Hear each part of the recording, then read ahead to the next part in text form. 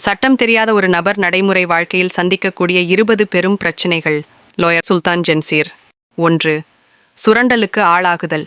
தொழிலாளர் சட்டங்கள் தெரியாதபோது முதலாளிகள் குறைந்த ஊதியம் கொடுத்து அதிக வேலை வாங்குவதை தடுக்க முடியாமல் போகும். 2. அத்துமீறிய கைது. பிடியாணை இல்லாமல் கைது செய்ய முடியாத சூழல்கள் மற்றும் கைது செய்யப்பட்ட 24 மணி நேரத்திற்குள் நீதிமன்றத்தில் ஆஜர்படுத்தப்பட வேண்டிய உரிமை பற்றி தெரியாமல் போவது. 3. தவறான குற்றச்சாட்டுகள். சட்டம் தெரியாத நபரை எளிதாக குற்றவாளியாக சித்தரிக்க வாய்ப்பு உள்ளது. 4. பேச்சுரிமை முடக்கம். உங்கள் கருத்துக்களை சட்டப்படி எங்கே எப்படி பதிவு செய்யலாம் என்பது தெரியாமல் பயந்து வாழ நேரிடும். 5. சொத்து ஏமாற்றங்கள். நிலம் வாங்கும்போது ஆவணங்களை சரிபார்க்க தெரியாமல் போலி ஆவணங்களில் சிக்கிக்கொள்ளுதல். 6.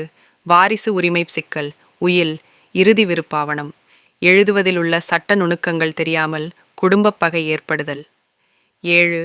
நுகர்வோர் ஏமாற்றம். தரமற்ற பொருட்களை வாங்கிய பின் நுகர்வோர் நீதிமன்றத்தை அணுகத் தெரியாமல் பணத்தை இழத்தல். 8. வரி அபராதங்கள். வருமான வரி மற்றும் இதர வரிகள் பற்றிய சட்ட ஏற்பாடுகள் தெரியாமல் போனால் வரி செலுத்தாமை தொடர்பான சிக்கல்களுக்குள் மாட்டிக்கொள்ள நேரிடும். 9. பராமரிப்புத் தொகை. விவாகரத்து அல்லது பிரிவின் போது பெண்கள் மற்றும் குழந்தைகளுக்கு சேர வேண்டிய பராமரிப்புத் தொகைக்கான சட்டங்கள் தெரியாமல் சிக்கித் தவிக்க நேரிடும். 10. வீட்டு வன்முறை.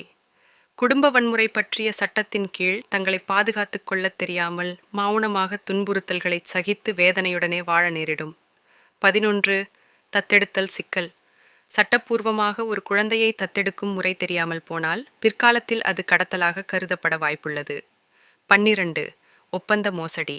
வேலை அல்லது வியாபார ஒப்பந்தங்களில் உள்ள சிறு எழுத்துக்களில் ஃபைன் பிரிண்ட் உள்ள நிபந்தனைகளை தெரிந்து கொள்ளாமல் கையெழுத்திட்டு சிக்கலில் மாட்டுவது. 13. காசோலை மோசடி.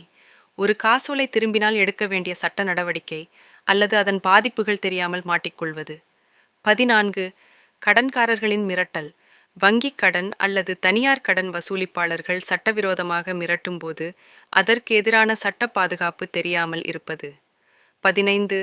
தகவல் அறியும் உரிமை.